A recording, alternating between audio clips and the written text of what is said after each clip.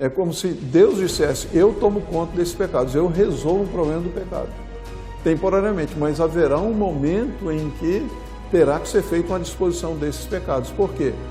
A santidade de Deus é incompatível com os pecados que ali estão presentes na sua habitação. Havia sim uma contaminação do santuário. Pecados não perdoados também contaminavam o santuário, o tabernáculo do Senhor. Mas essa contaminação não era por meios legais. O pecado não era transferido para dentro do santuário por meios prescritos na legislação, por meio do sacrifício. Os que entraram legalmente pelo sangue do Cordeiro, a arca pediu a morte deles, o Cordeiro se interpôs e não, está aqui meu sangue. Então o sacerdote pegava os pecados simbolicamente, saía e colocava sobre Azazel, que era levado para o deserto. Mas os que tinham entrado pela via ilegal, pela outra via, agora eles tinham que pagar pelos pecados.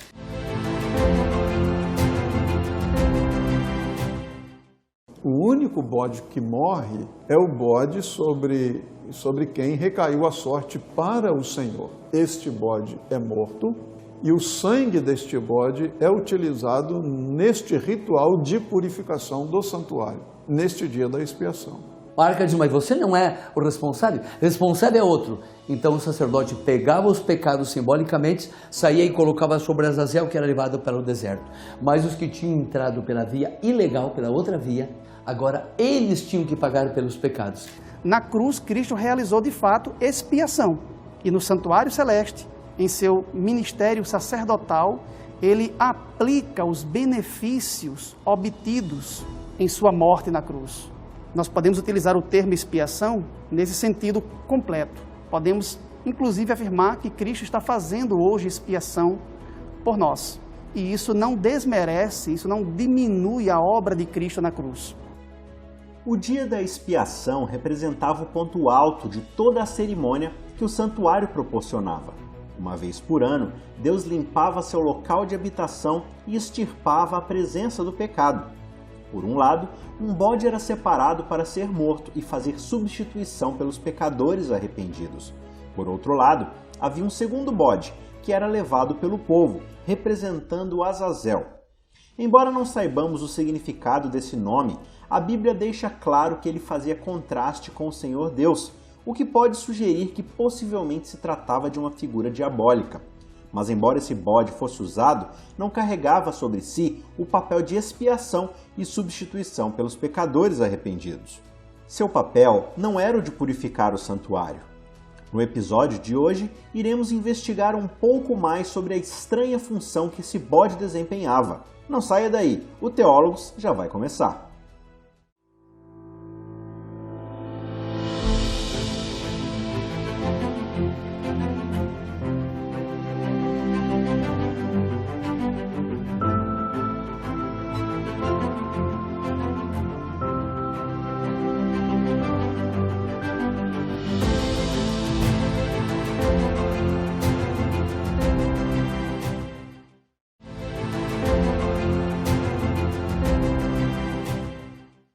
Então, no dia da expiação, nós alcançamos o clímax de todo o ritual do santuário israelita. A disposição final dos pecados, a solução final do problema dos pecados da comunidade do concerto. Então, os pecados eram introduzidos no santuário durante o ano e no dia da expiação, então, com este movimento de dentro para fora, eles eram eliminados, começando do lugar santíssimo, passando para o lugar santo, depois o pátio. Finalmente, os pecados eram colocados sobre o bode vivo e este era enviado para a terra solitária. Ou seja, os pecados eles eram afastados da presença de Deus, que estava ali no santuário, e eram também afastados o mais longe possível. Essa designação, a terra solitária, então, simbolicamente, representa o maior distanciamento possível dos pecados da comunidade do concerto. Então, esta comunidade estava também, não apenas o santuário foi purificado, mas também a comunidade foi purificada e o relacionamento harmonioso entre a comunidade, o povo de Deus e o seu Deus estava mais uma vez restabelecido. O bode que saía à sorte pelo Senhor, Vamos ler ali desde o versículo 7 em diante. Depois tomará 2 bodes e os apresentará diante do Senhor, à porta do tabernáculo de reunião. E lançará sorte, Arão sobre os 2 bodes, uma sorte sobre o Senhor e outra sorte sobre Azazel. E fará trazer Arão o bode sobre o qual cairá a sorte por o Senhor, e oferecerá em expiação. Mas o bode sobre o qual cair a sorte por Azazel, o apresentará vivo diante do Senhor para fazer reconciliação sobre ele, para enviar Azazel para o deserto. 15, perdão. Depois tomará o sangue do bode em expiação pelo pecado do povo e levará o sangue de trás do véu, dentro, e o fará sangue como fez com o sangue do bezerro. Nesse dia o sangue não era colocado nas pontas do altar, não era colocado nas pontas do altar do incenso dentro, nem no véu. Era colocado sobre a arca. A arca tinha os 10 mandamentos. Vamos entender assim, a arca tem os 10 mandamentos. A transgressão da lei é o quê? Pecado. E o resultado do pecado é morte. Estava a arca lá. Os pecados do Paulo estavam aqui. Paulo tinha entrado legal. A arca dizia, os 10 mandamentos diziam, Paulo tem que morrer. Então, nesse dia, para purificar o pecado do Paulo, tomava o sangue desse bode que caía a sorte pelo Senhor e não trazia em nenhum outro lugar, já diretamente sobre a arca, dizendo, o Paulo pecou, os pecados dele foram confessados, agora eu quero purificar os pecados dele que estão aqui dentro do santuário. E dessa maneira, o Paulo era absolvido. Os pecados agora, todos que tinham sido colocados ali, seja do Paulo, do Anselmo, do Pedro, todos eram purificados e levados para fora. E levados e colocados sobre o o bode que tinha saído à sorte por Azazel. Lá no fundo, quem é o originador do pecado? Nós vimos no primeiro tema. O pecado é originado por Satanás. Ele é originador do pecado. Quem finalmente me impulsou a pecar? Foi o inimigo, foi Satanás. Portanto, quem impulsionou Paulo a pecar foi Satanás. Agora, alguém morreu no lugar do Paulo. Mas é injusto que ele carregue os pecados de Paulo. Portanto, a lei requer a morte do verdadeiro culpado. Então, o responsável pelo pecado de Paulo era Paulo. Mas Paulo aceitou o cordeiro no lugar dele. O cordeiro morreu no lugar dele. Mas não era legal que o cordeiro levasse esse pecado para sempre. Alguém teria que levar o pecado no lugar, o verdadeiro originador, causador do pecado. Então, o sangue caía sobre a lei, dizendo... Lei, esse morreu no lugar de Paulo, mas tem um que foi o originador do pecado. Vamos colocar o pecado sobre ele. Pegava os pecados de Paulo aqui, que a lei estava acusando, e trazia e colocava sobre o segundo bode, que era chamado de Azazel, que era levado lá para o deserto. O ritual do bode emissário tinha como propósito eliminar os pecados do meio do povo, e não funcionava como um sacrifício substituto. A colocação dos pecados sobre o bode para Azazel tinha como intuito mostrar a origem demoníaca da desobediência e retornar os pecados ao lugar de onde vieram. Longe de ser uma ameaça a Deus, esse ser maligno estava debaixo do domínio divino, e o Senhor garantia a Israel proteção e repouso enquanto lidava com esse inimigo. Agora, um aspecto importante a observar aqui é o papel desempenhado pelo bode chamado bode para Azazel.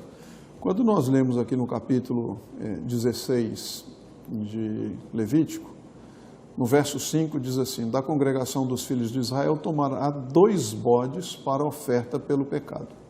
2 bodes para oferta pelo pecado. Então, aqui nós encontramos o seguinte, esses 2 bodes, eles eram iguais. Não havia diferença de cor, não havia diferença de tamanho, de peso, de idade, nada disso. Porque, potencialmente, ambos poderiam ser usados nos rituais desse dia, para a purificação do santuário. E isto seria definido depois, como diz aqui no verso 8, lançará sorte sobre os 2 bodes. Um seria escolhido para o Senhor e o outro então seria para Azazel.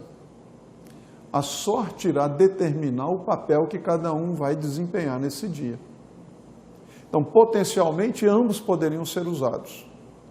Mas a sorte é que vai determinar. Porque Deus ordenou assim, não nos é explicado. Apenas esta é a ordenança divina. Vamos fazer Vamos lançar sortes e vamos determinar o papel que cada um vai desempenhar nesse dia. Agora, quando nós encontramos aqui esta posição contrastante, ou antagônica, um bode é para o Senhor e outro é para Azazel, então nós podemos deduzir deste fraseado que nós temos dois personagens que estão em oposição um ao outro, o Senhor e Azazel. Naturalmente, o Senhor representa aqui o Deus de Israel, o Deus Criador, o Deus Salvador, e nós temos Azazel como seu inimigo. Então, em vez de ver em Azazel mais um simbolismo para Cristo e o trabalho que Cristo iria realizar, nós vemos em Azazel exatamente aquele personagem que é contrário a Cristo, e no caso Satanás. E esta compreensão de Azazel como símbolo de Satanás não é uma compreensão recente, não é uma criação recente por alguma denominação ou algo parecido. Esta interpretação de Satanás como chefe e o príncipe dos demônios já nos vem da era anticristã. E posteriormente, muitos outros intérpretes, muitos outros estudiosos entenderam que, de fato, aqui nós estávamos diante de um personagem demoníaco, contrário a Deus, contrário ao seu propósito para a humanidade. E, naturalmente, quem se opõe a Deus, e desde o começo, é Satanás. Por isso, nós vemos nesta representação de Azazel um símbolo para Satanás. Agora, alguém poderia pensar, mas então Azazel, ele faz parte, ele desempenha de alguma forma um papel salvífico em todo o processo? De fato, não.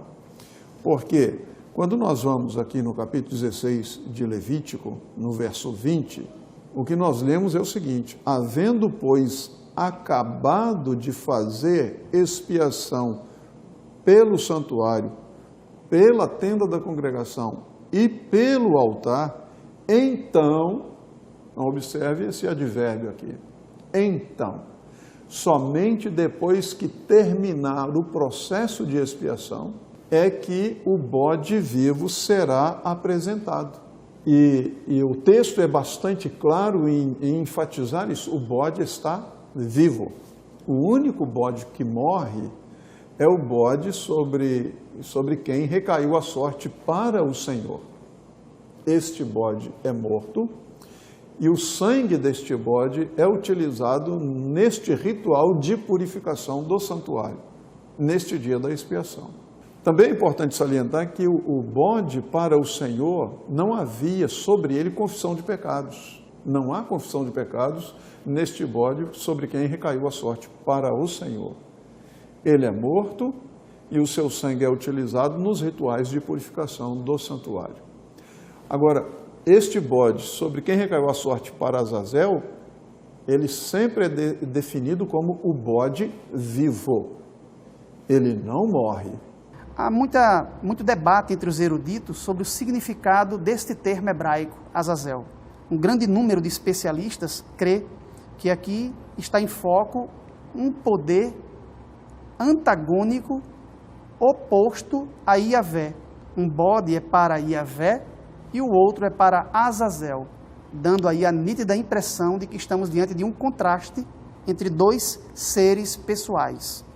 Os adventistas do sétimo dia têm sustentado ao longo dos anos que o bode sobre o qual recaía a sorte para o Senhor é um símbolo de Cristo e sua obra redentora, enquanto que o bode sobre o qual cai a sorte para Azazel simboliza o poder antagônico, o arqui-inimigo de Deus, Satanás, o originador e instigador do mal.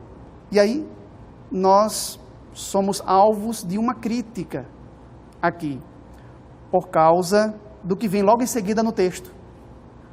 O texto continua no verso 9, dizendo: Arão fará chegar o bode sobre o qual caía a sorte para o Senhor, que representa Cristo, e o oferecerá por oferta pelo pecado. Até aqui, tudo bem.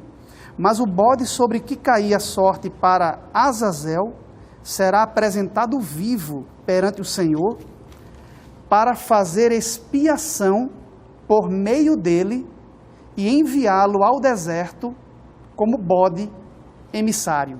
Esta declaração, aqui do verso 10, é que tem gerado certas controvérsias.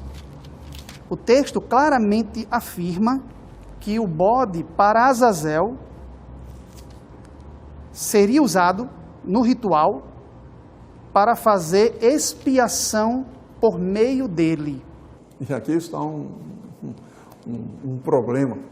Para fazer expiação por meio do bode vivo, como entender isso? Na realidade, os especialistas aqui, eles se dividem e há pelo menos 10 propostas para a interpretação desta expressão, para fazer expiação por meio dele. Então, qual destas propostas é a melhor? Então, uma delas, que foi apresentada pelo especialista judeu Baruch Levine, ele interpreta a preposição que aparece nesta expressão como uma preposição que indica o lugar onde estava o bode vivo. E então a explicação é que o bode sobre quem recaiu a sorte para o Senhor e o bode vivo estavam próximos um do outro. E então, em vez de fazer expiação por meio dele, seria fazer expiação ao lado dele. Esta explicação ela é aceita e seguida por Gerhard Hazel. Então, a expiação é feita ao lado do bode, sobre quem recaiu a sorte para Azazel, mas o bode que morre é apenas aquele bode que foi escolhido para o Senhor. Então, a expiação é realizada. Então, esta é uma das explicações para esta expressão que é bastante obscura. E é alguma coisa assim que tem deixado perplexos os intérpretes.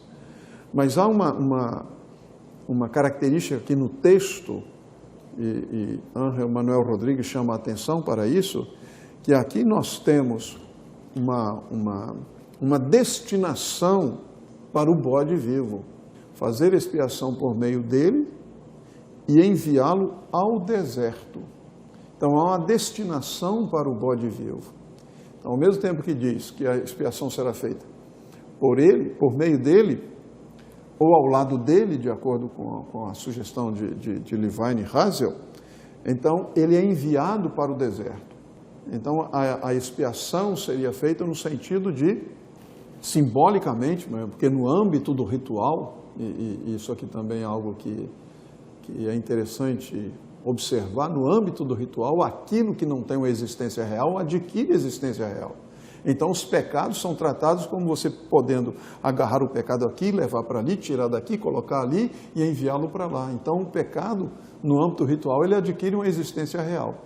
Então, ele foi armazenado no santuário, agora ele é retirado do santuário e ele é colocado sobre o bode vivo e esses pecados são enviados para Azazel. E Azazel, como simbolizando aqui aquele que é responsável por ter levado a comunidade do concerto a cometer tais pecados. E ele vai ser responsabilizado. Então, como disse um estudioso, o que a comunidade do concerto envia para Azazel não é tanto o bode, mas sim os pecados que ele carrega. Então, se pudesse imaginar assim, algumas bolsas laterais no bode e os pecados nessas bolsas, e ele carregando os pecados e levando para Azazel. A responsabilidade final é sua. Mas veja, como ele permanece vivo, ele não tem um papel expiatório nos rituais. Ele não desempenha um papel expiatório. Ele não substitui absolutamente nada nem ninguém.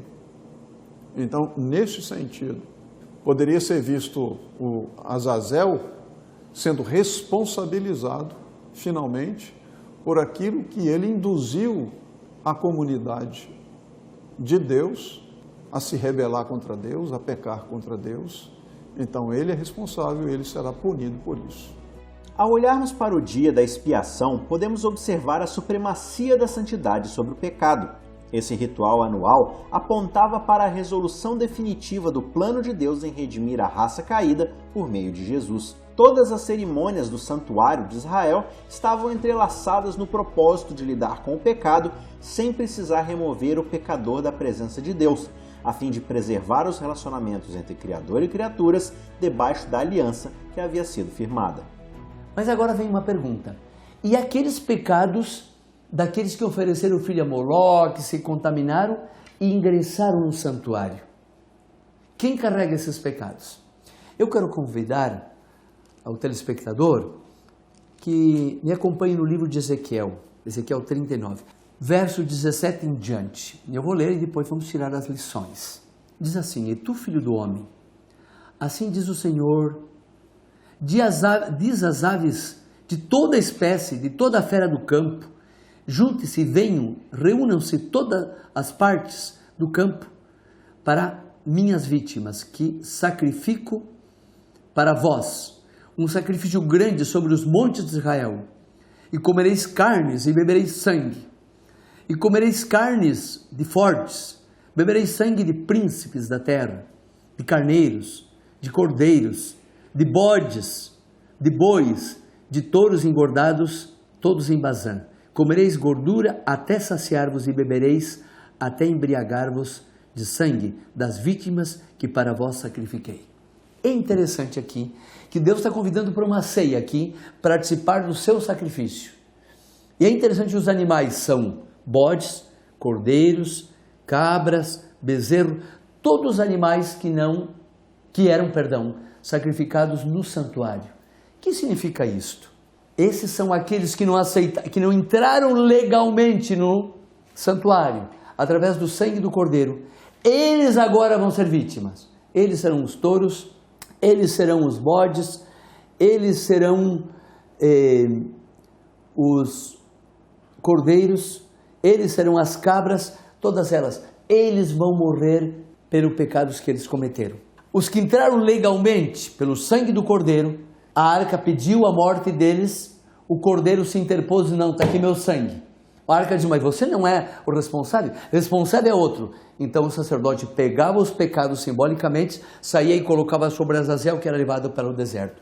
Mas os que tinham entrado pela via ilegal, pela outra via, a segunda via, agora eles tinham que pagar pelos pecados.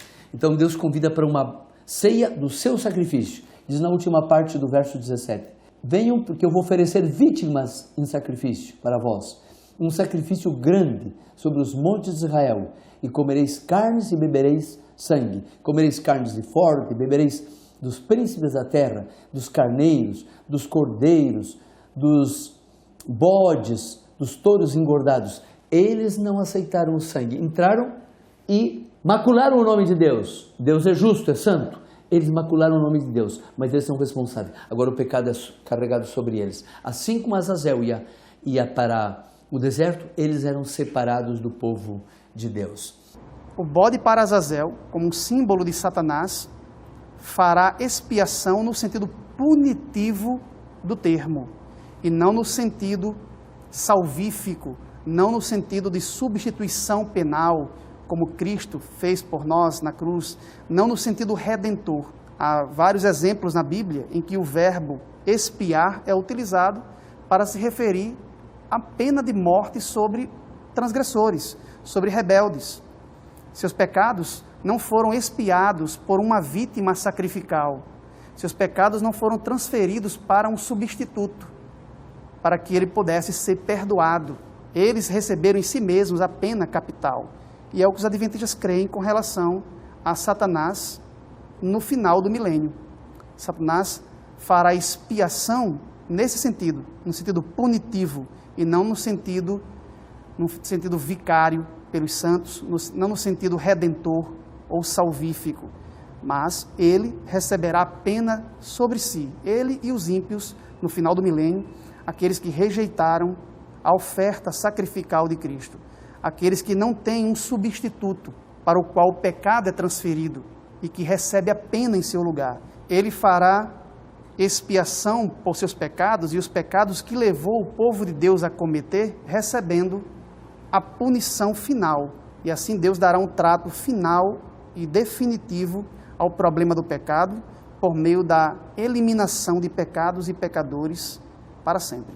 Então, aqueles que aceitaram o sangue do Cordeiro, eles ficaram livres. Os que não tinham aceitado o sangue do Cordeiro, que entraram de maneira ilegal, eles pagariam pelo preço. Isso nós podemos ver no que ocorre com Jesus. Mateus 26, verso 39, diz assim, indo um pouco diante, se prostrou sobre o seu rosto orando e dizendo, Pai meu, se é possível, passa de mim esse cálice, mas não seja como eu quero, senão como tu queres. Cristo bebeu o cálice. Porém, em Apocalipse capítulo 16, fala que o cálice vai ser vaziado. Ouvi uma grande voz que dizia desde o templo, os 7 anjos, tomem e derramem sobre a terra os 7 cálices da ira de Deus. Quem beberá desse cálice da ira de Deus? Aquele que não aceitou o sangue de quem? Do Cordeiro. Porque o que aceitou o Cordeiro, vamos pensar no legal. Paulo aceitou o sangue do Cordeiro, entrou legalmente no santuário. O Cordeiro coloca o sangue sobre a lei e a lei diz, mas quem é o verdadeiro culpado? É Satanás. Vamos levar lá, colocar o pecado sobre o verdadeiro culpado, Satanás. O que não aceitou, o pecado dele foi sobre, entrou no santuário, ilegalmente, maculou o nome de Deus, e agora quando se entende que o responsável é Satanás, o pecado deles não pode ser colocado sobre Satanás, é colocado sobre eles. Jesus agora, eu aceitei Jesus, Jesus tomou o cálice no meu lugar. Mas aqueles que não aceitaram o cálice que Jesus tomou no meu lugar, eles vão ter que beber o quê? O cálice da ira de Deus. E aí nós vemos no capítulo 16, os 7 cálices da ira de Deus, no capítulo 14 de Apocalipse diz, ele também beberá do vinho da ira de Deus que foi sido vaziado no cálice da sua ira. Por que eles vão beber? Porque eles não aceitaram entrar de maneira legal no santuário, não aceitaram o Cordeiro, não aceitaram o sangue do Cordeiro. E quando nós vamos a Apocalipse 19, agora aparece o que nós vimos em Ezequiel 38, aparece no capítulo 19 de Apocalipse, a ceia, a grande ceia que Deus reúne os reis da terra para comerem a grande ceia. Convida as aves para comer carne de reis, de capitães, de fortes, livres. São aqueles que não aceitaram o sangue do Cordeiro para entrar lá no lugar santíssimo. Ali está a minha redenção.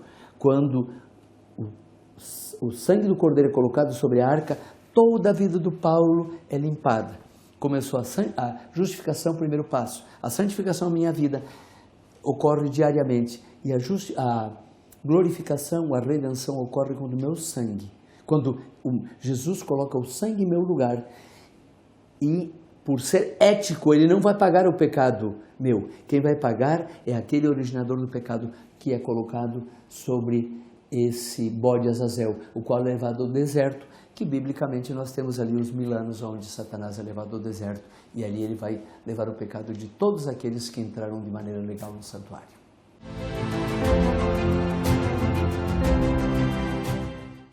Essas 7 festas de Levítico 23, elas apresentam um programa tipológico. Na realidade, são festividades religiosas e tipológicas. Por que tipológicas? Porque elas vão apresentar, cada uma delas, um aspecto diferente da experiência do Messias, o Cristo. As festas eu considero como se fosse assim, um tipo de um calendário de Deus, onde Deus vai mostrar cada uma delas como uma etapa da história da humanidade. Todas elas estão relacionadas com o santuário. As 4 primeiras festas estão relacionadas com a primeira vinda de Jesus. E é fácil recordá-las porque são Páscoa, pães ázimos, primícias e Pentecostes, todo P. As outras 3 estão vinculadas à segunda vinda de Jesus, que são as trombetas, dia da expiação e os tabernáculos. Ao examinar o Novo Testamento, nós vamos observar que essas festas tipológicas elas vão acontecer na experiência de Jesus.